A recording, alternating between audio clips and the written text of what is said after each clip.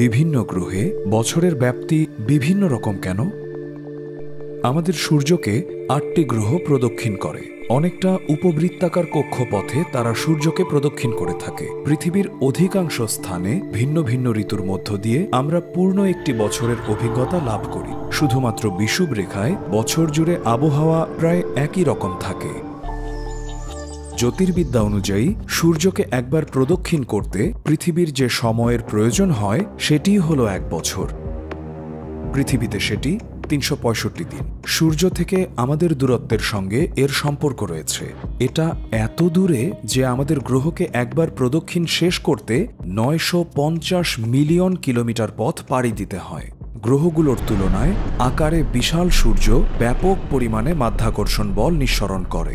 এ অবস্থায় নিজ কক্ষপথে স্থিতিশীল থাকতে পৃথিবীকে অবশ্যই একটি নির্দিষ্ট গতিতে সূর্যকে প্রদক্ষিণ করতে হয়, প্রতি সেকেন্ডে ৩০ কিলোমিটার বেগে।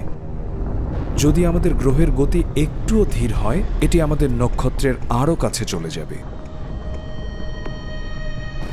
আর যত দ্রুত গতিতে সামনে যাবে, এটা ক্রমশ দূরে সরে যেতে থাকবে। কাজেই ১ বছর কত দিনে হবে তা একটি গ্রহ সূর্যকে কত দূর থেকে এবং কত গতিতে প্রদক্ষিণ করে তার উপর নির্ভর করে। আমাদের ৮টি গ্রহের মধ্যে সূর্যের সবচেয়ে কাছে বুধ।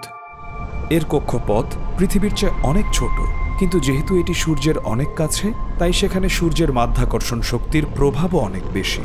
বুধকে গতিপথ বজায় রাখতে হলে সূর্যকে দ্রুত গতিতে প্রদক্ষিণ করতে হয়। কাজেই বুধ গ্রহকে বেশি গতিতে কম দূরত্ব অতিক্রম করতে হয়। অর্থাৎ বুধ গ্রহে ১ বছর ৮৮ দিনেই শেষ হয়। একটি গ্রহ সূর্য থেকে যত দূরে অবস্থিত, এর কক্ষপথ তত দীর্ঘ এবং গতি তত ধীর।